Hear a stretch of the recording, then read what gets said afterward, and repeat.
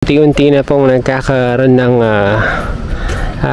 ng view yung bahay dahil yan, okay na po yung structural, nabuo na po yung structural po natin.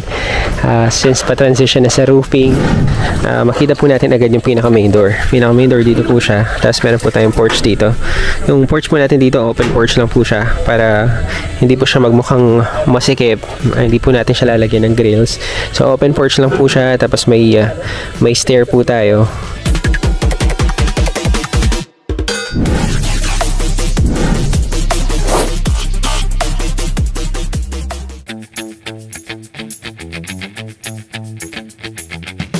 Nagpalang araw po sa bawat isa. Welcome back po sa ating channel and welcome back po sa Blessed Builders. Mga Blessed, mag-check po tayo ng update sa bagong open nating site dito po sa May Kapas. Last vlog po natin, nagla-layout po tayo, pero ngayon mga Blessed, may makita na po tayong progress since natayo na po yung mga poste po natin. Nakapag-footing na po tayo, yung pong beam po natin, yung grade beam po natin, na prepare na po. Yan, nabuhusan na. Yan, so konti na lang mag-aasintahan na. So bibilis na po yung progress nyo dito. Check po natin. Yan, nakita po natin yung mga poste. Nakatayo na. Yan. So dalawang portion po yung makita po natin yan. Itong portion po na to sa may left side and then portion po sa may right side. Dito po yung sala, yung mga bedrooms dito po sa may left side. Bali yung pong parking yan, dito po siya. Ito po yung pinaka main gate. Bali pagpasok po mga Blessed sa pedestrian gate, makita po natin agad yung pinaka main door dito po siya, tapos meron po tayong porch dito. Yung porch po natin dito, open porch lang po siya para hindi po siya magmukhang masikip, hindi po natin siya lalagyan ng grills. So open porch lang po siya, tapos may stair po tayo. So ito pong portion na to, yun po yung main door, sala, dining, kitchen. So open concept po yung layout po natin dito. Since yung floor area po ng bahay hindi po siya ganun kalaki talaga, so open concept po yung nilagay po natin dito. So itong area po na to, ito po yung pinaka parking. Yan, diretso lang po sa pinaka main gate, tapos parking, tapos yung pong sala po natin. Yan, tapos nag-elevate po tayo dito mga Blessed. Elevation po natin dito nasa 60 centimeters. Yan, so ito po yung grade beam po natin na nabuhusan na. Yan, yung gitna na lang po hindi na nalagyan yan. Tapos itong portion na to, yung master's bedroom. Yan, tapos ito po yung banyo ng master's bedroom, tapos yung 2 bedrooms dito po siya sa may side na to. Tapos yung pong common CR dito po sa may likuran, and then meron po tayong extension ng kitchen or yung service area sa may likuran part po siya. Tapos yung mga poste po natin nakatayo na, 2, 4, 6, 8, 10, 12, 14. Bali, nasa 14 po. 14 po na poste yung nakalagay po dito. Tapos meron pa po niyan tayo sa may porch. Yan, so at the moment mga Blessed, hindi pa masyadong makita talaga yung forma ng bahay. Pero napivisualize na po natin siya. Open concept, tapos yung mga rooms po dito po siya sa may side na to. Punta po tayo sa may gilid para makita po natin. Mga Blessed, nandito naman tayo ngayon sa side portion po ng bahay. Yan, may bakante pa po tayo dito. Napakaluwang pa ng bakanting area ng mga client po natin. Yan, bakante po ito. Sa kanila po ito. Itong nakabakod.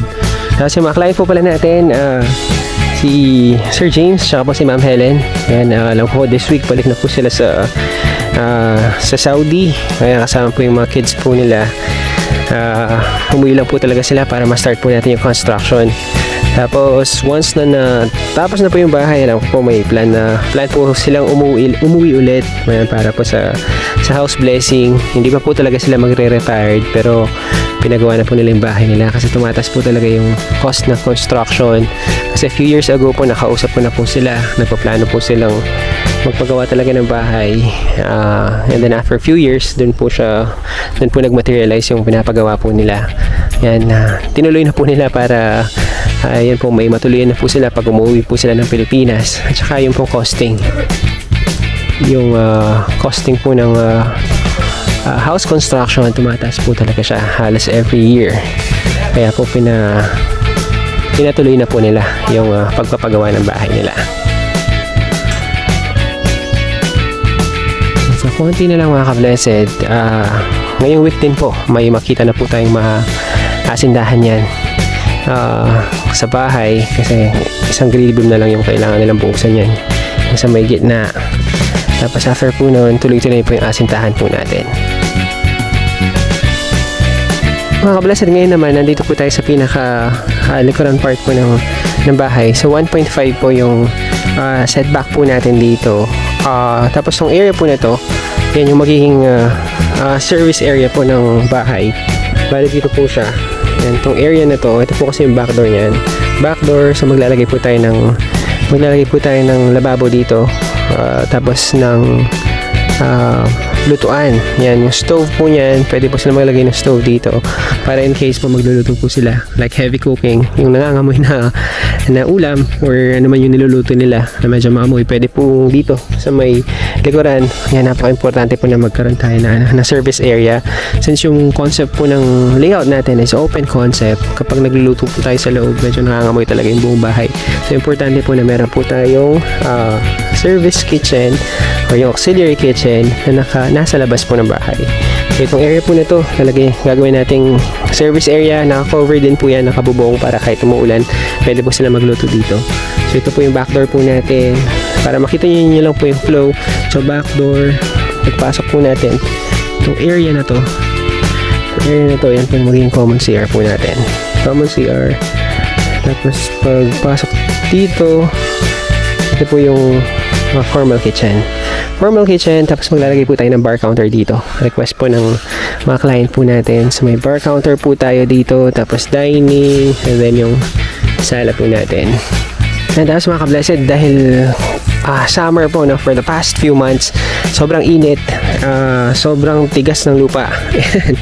Ayan, sobrang tigas ng lupa. So ginagawa po namin mga ka-blessed, binabasa po namin yung lupa para medyo lumambot po siya.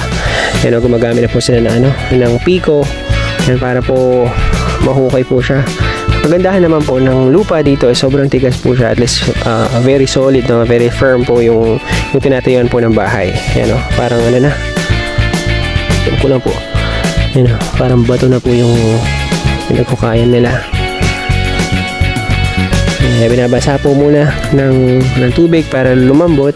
And then dun po siya kuhukayin. Tapos itong nakita po natin na grade beam na ito. Itong itaas po ng grade beam na ito. Yan pa lang po yung finished flooring po natin. Finished flooring po ng bahay. Yan, naka-elevate po tayo para just in case in the future kung ipapasemento po yung sa labas or yung kalsada, hindi po maiwan yung bahay. So mangyayari po niyan, kung titignan po natin yung pinaka bakod, and ito po yung natural ground. So yung pong finished flooring po natin, nandito po siya sa may gitna po nito, sa portion po nito. At least naka-elevate po yung bahay, kasi yung harapan po ng bahay hindi pa po siya nakasemento. Pinasubdivide po yung lot dito, kaya yung lot po o yung road, yung access road sa mga bahay, hindi pa nakasemento. Mga ka-blessed, ngayon naman po nandito po tayo sa site po natin sa Buena Vista subdivision, dito po sa may Mabalacat area. So check po natin mga ka-blessed yung progress po dito. And at the moment makikita na po natin yung forma po ng bahay, since nakapag-asinta na po tayo sa taas po ng beam po natin. Makikita po natin mga ka-blessed, medyo mataas po yung bahay, since high ceiling po yung gagawin po natin dito sa may sala. Nasa 12 feet yung taas po ng ceiling po natin, kaya po nakataas po yung masinta po natin. So ito po yung sala, kwarto, tapos another kwarto sa may gilid. Check po natin yung progress. Tapos mga ka-blessed, papunta na po tayo sa roofing. So yung mga roofing natin, roofing materials po natin, dumating na. Ayan, nandito na po siya. Yung roofing, yung mga tubular po natin. Ayan, dito na. So start na po niyan yung roofing structure natin, pati yung mga insulation po natin na dumating na rin. So transition na po tayo. Okay na yung structural natin. Proceed na tayo sa roofing stage. Yan, so makikita na rin po natin yung flow niya ng bahay. Mas malinaw na siya compared sa dati kasi may mga partition na tayo, tapos na flooringan na po yung loob ng bahay. So ito mga ka-blessed, yung pinaka porch natin, porch, tapos parking area, tapos meron tayong window dito sa may itaas. Yan, since naka-ceiling, meron po tayong window dito para may natural light po tayo. And then mga ka-blessed, yung mga client po natin, in-upgrade po nila yung main door. So tinaasan po natin yung main door. Ayan o. Usually po, taas ng main door, taas na po siya na ng window. Ito po yung usual level po niya dito. Pero yung mga client po natin, request po nila, itataasan po natin yung pinaka main door natin. Since solid wood po yung gagamitin, so possible naman po siya, taasan po natin yung height po ng pinaka main door natin. Yan. Tapos meron po tayong malaking window po dito. Malaking window dito sa harapan. Tapos may canopy rin po tayo dito. Yan, canopy. Tapos yung canopy po natin, pumunta po siya dito sa gilid. Yan, hanggang dito po siya sa may side. Yan o, ka-blessed, tignan po yung taas ng elevation po natin. Yan o, halos nasa bewang ko na. Yan pa lang po yung finish flooring po natin. So pasok tayo sa loob para makita po natin yung progress.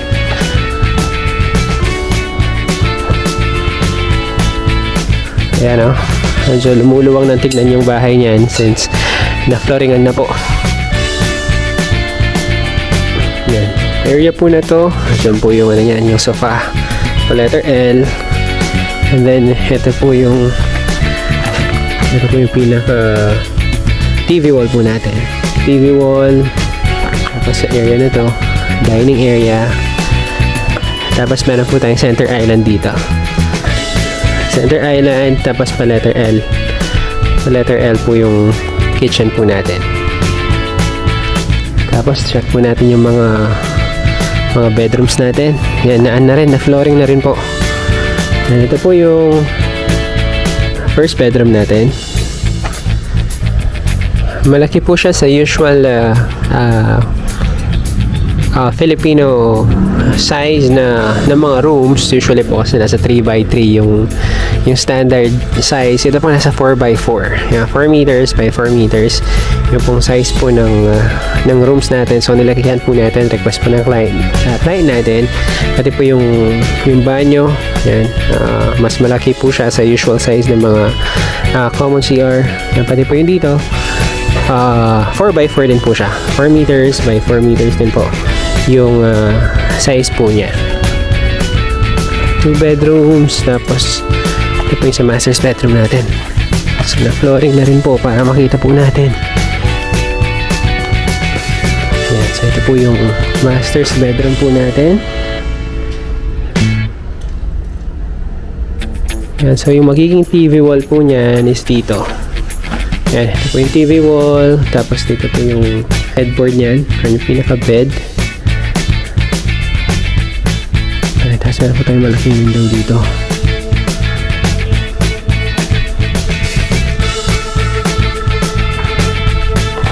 Tapos yung dalawang portion na to, dalawang door na to, yung pong common CR, saka yung wardrobe. Tapos yung wardrobe po, maglalagay po tayo ng sliding dito. Sliding door. Tapos yung pong pinaka sliding door, mirror na po siya. So 2-in-1 po siya. Meron siyang mirror. Tapos yun na po yung pinaka sliding natin. So mag-slide po siya papunta dito sa may left side, papunta po sa pinaka wardrobe. From our wardrobe, yung access natin yan, papunta sa ating storage area. Malaki-laki po yung storage area po natin. Yan o, pahaba po siya. Para pa sa mga dry goods, yan, pwede po dito. Tapos yung mga other gamit, yan, pwede po yung store po dito. Malaki po yung space natin dito, pahaba po siya. And then ito po yung access po natin sa ating auxiliary kitchen.